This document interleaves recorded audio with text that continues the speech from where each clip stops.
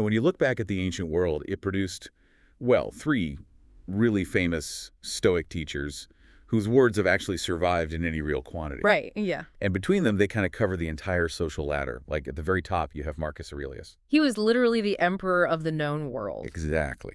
Commanding armies, vast resources, all of it. Then a step below him, you have Seneca. Oh, yeah.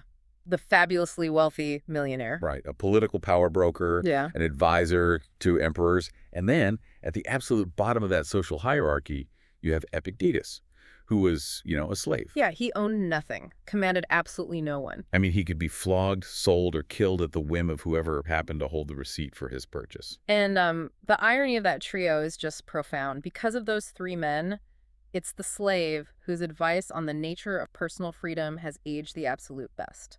Which makes sense, right? Because a wealthy man can theorize about being indifferent to wealth, but there's always a faint sort of comedy to it. Yeah, like a person sitting down to a massive banquet and praising the spiritual virtues of fasting. Exactly. But a slave who tells you that your possessions are not really yours, well, he isn't theorizing. He's reporting from the trenches.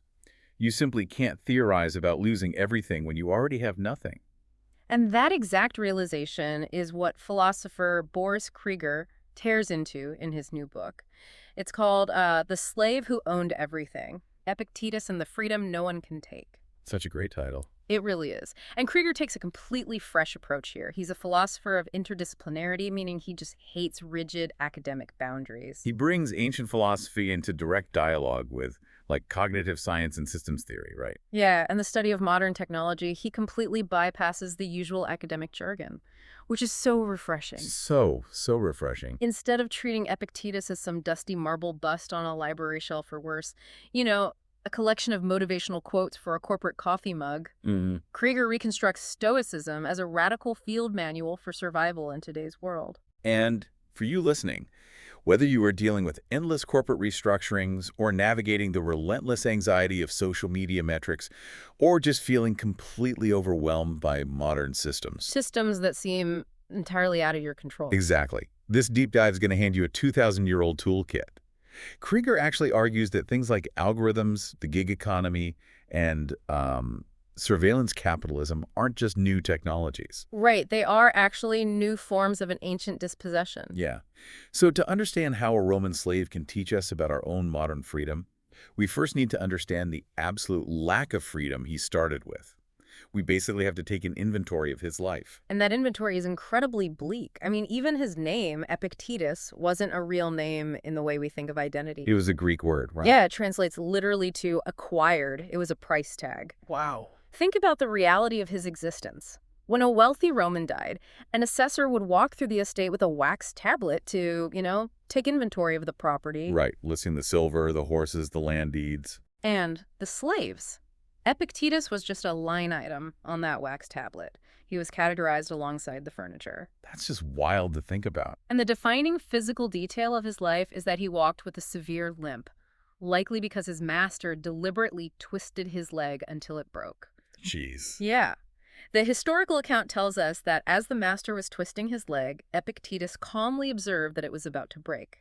And when it finally snapped, he simply noted that it had broken. Okay, let's unpack this, because it is so easy to misinterpret that story through a modern lens, Absolutely. It sounds like a bizarre fable about toxic positivity, like he's just suppressing his trauma and putting on a brave face. Right, but it is the exact opposite of putting on a brave face. Yeah. That story survives because it's a cold, clinical proof of a philosophical concept. Proof of the limit of the master's power. Exactly. It demonstrates the absolute limit.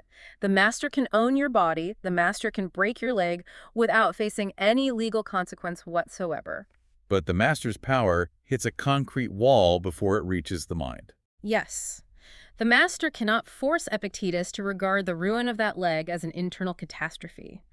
The judgment about the event, the interpretation of what that broken leg means to his core self, belonged to Epictetus alone. So if Epictetus realizes his master can break his physical body, but cannot break his inner judgment, he essentially draws a hard boundary line through reality. And Krieger points out that this boundary creates the most famous concept in Epictetus's philosophy. Right, the inventory of control. Or what we can think of as the two boxes. Epictetus sorted the entire universe into two distinct boxes. Box 1 contains the things that are up to us, and it is a terrifyingly short list. It's just our judgments, our impulses, our conscious choices, and that's it. That's it. And box 2 contains the things that are not up to us. This box is massive. Basically the rest of the universe. Literally almost the entire contents of human existence. Our physical bodies, our wealth, our reputations, our health. The outcomes of our career efforts, the macroeconomic climate. Yeah, and the behavior of every single person we will ever meet. All of that goes into box 2. Krieger actually compares this to walking through the red and green channels at customs. Oh, that's such a good analogy. Right. The whole airport system only functions if travelers sort themselves honestly, based on what they're actually carrying. Yeah, and most of our psychological misery comes from carrying things through the wrong channel. Exactly. We take box 2 items like our boss's opinion of us, or a delayed flight, or a sudden medical diagnosis, and we treat them as if they belong in box 1.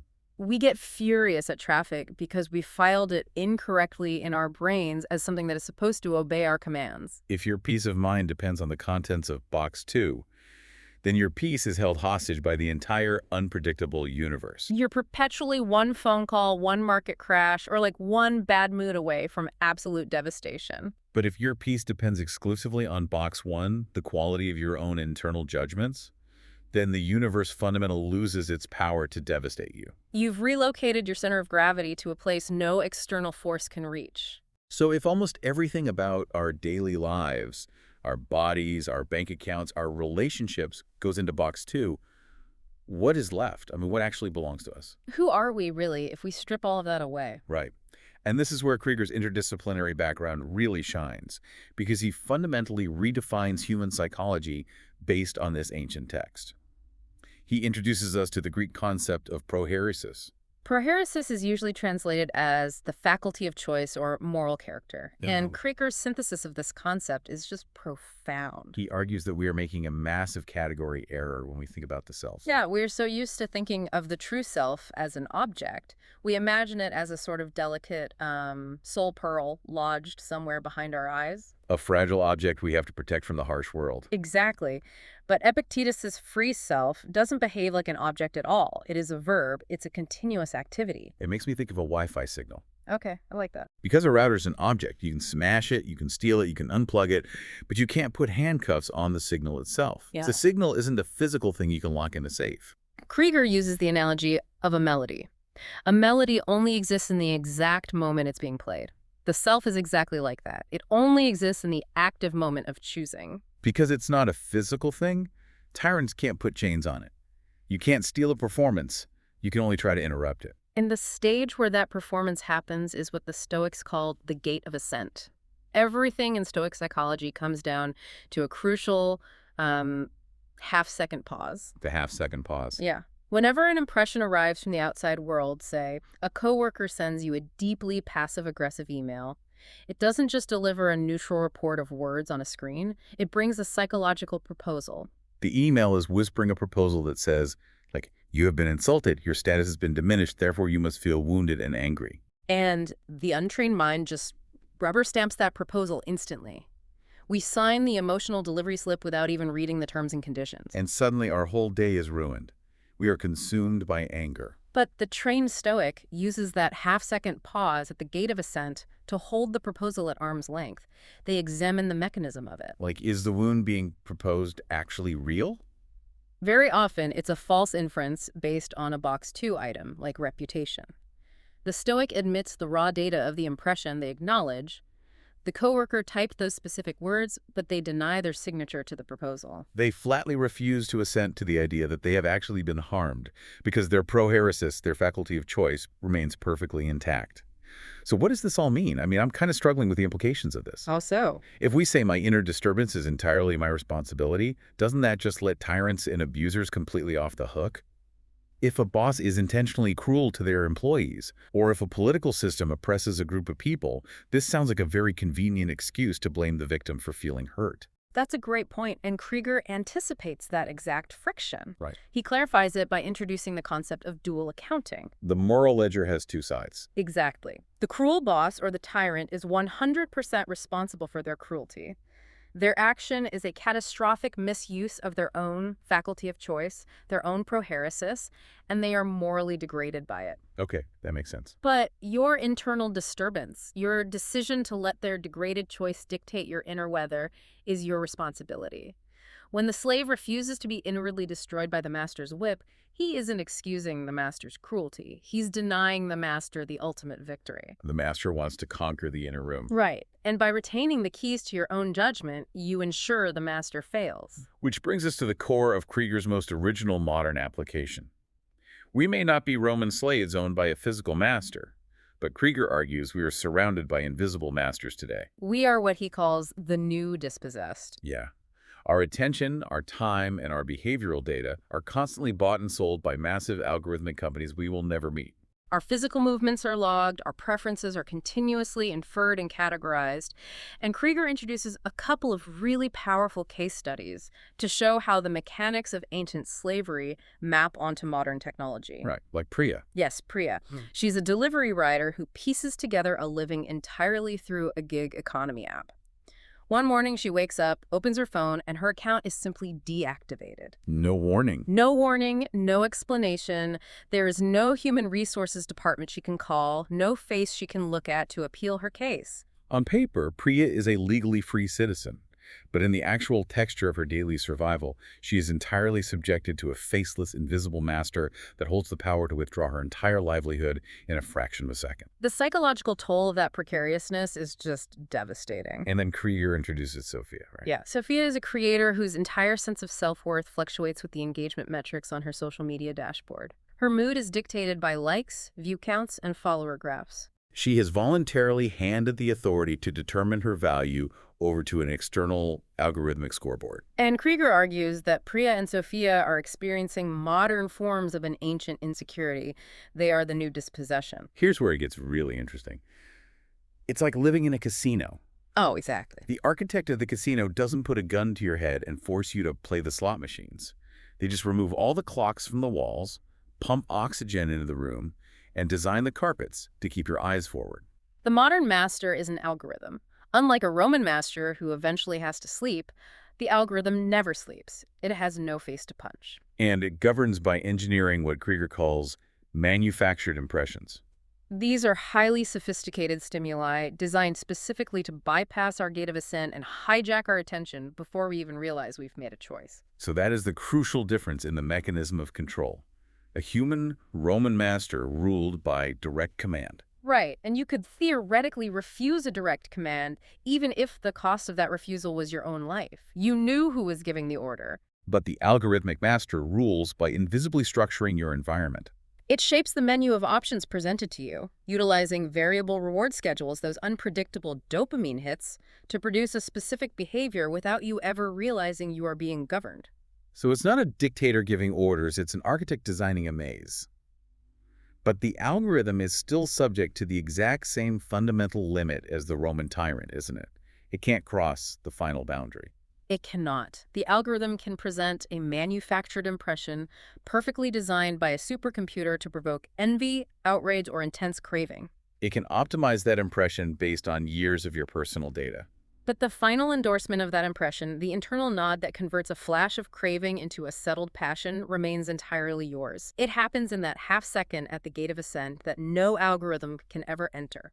So Sophia improved her life, not by, throwing her phone in the ocean and deleting every app, but by recognizing the boundary line. She relocated her worth from the external scoreboard, which is box 2, back to her own faculty of choice in box 1. She trained herself to see a drop in her engagement metrics, not as a drop in her human value, but simply as an algorithm shifting its weight in the background. It's a total cognitive reframing.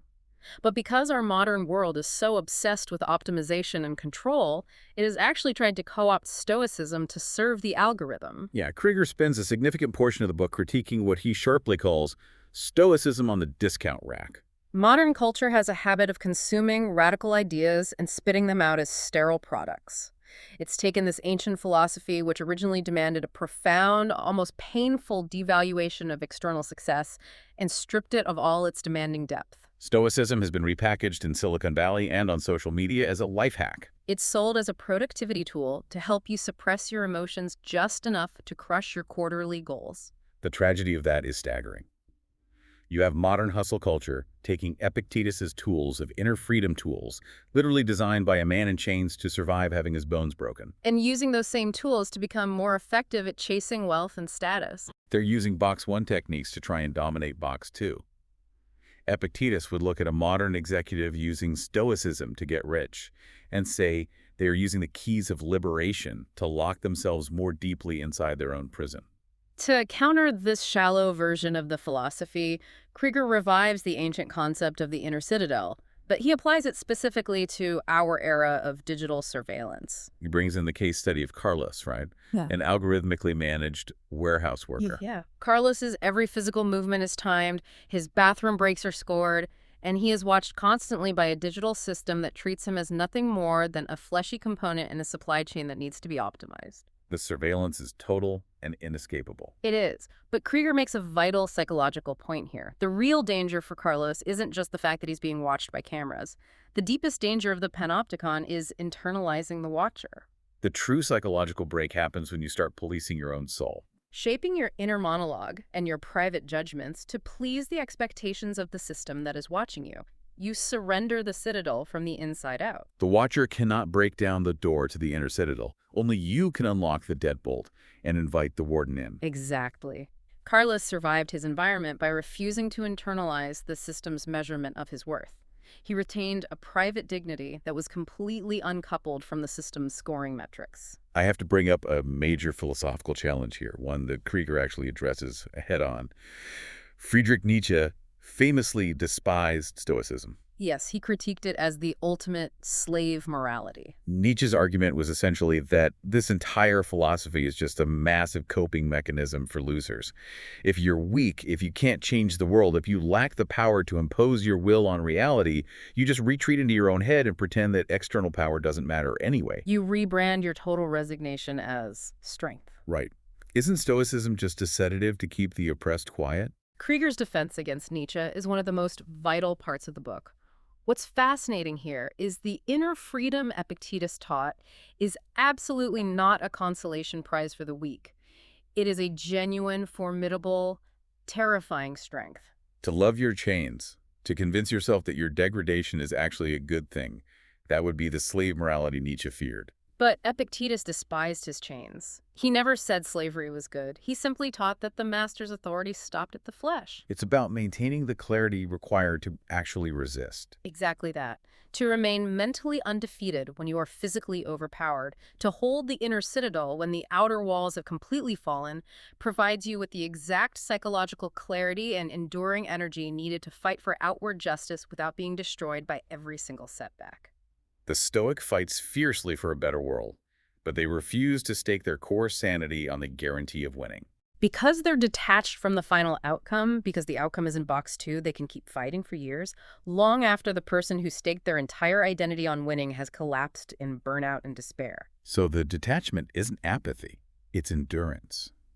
It is the ultimate strength of a person who has lost every external lever of power, but retains a death grip on the one power that no algorithm, no boss, and no tyrant can ever touch. Which brings us back full circle to the core paradox of Krieger's title, the free man who owned nothing and the slave who owned everything. Epictetus owned absolutely nothing in the realm of externals. He didn't even own his own legs. But he owned everything in the sense that matters to human flourishing, because he possessed full, unbroken control over the right use of his own prohairesis, his active faculty of choice. And in this beautiful, almost poetic twist of historical fate, Epictetus never wrote a single word himself. Every quote, every concept we've been discussing comes entirely from the frantic notes taken by one of his students, Arian, who's just, listening to him speak. It is the perfect legacy.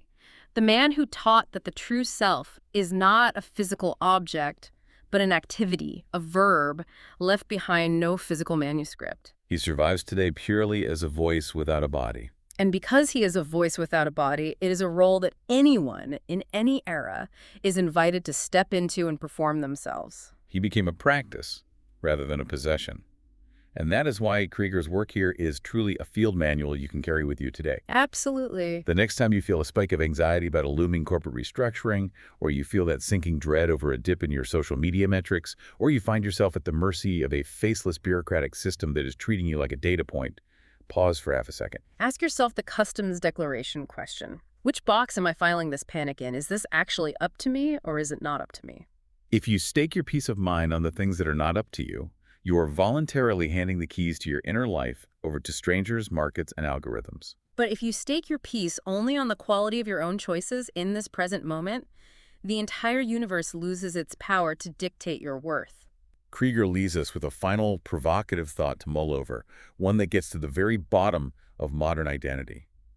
We all play so many roles in our daily lives. You're an employee, a citizen, a digital creator, a parent, a consumer. We wear these costumes and we perform these roles on the social stage. But if your main role was suddenly deactivated tomorrow, if the algorithm locked you out of your accounts permanently, or your company erased your job title in a merger, what is the verb that remains underneath all those labels? Who are you, really, when the audience and the algorithm finally look away?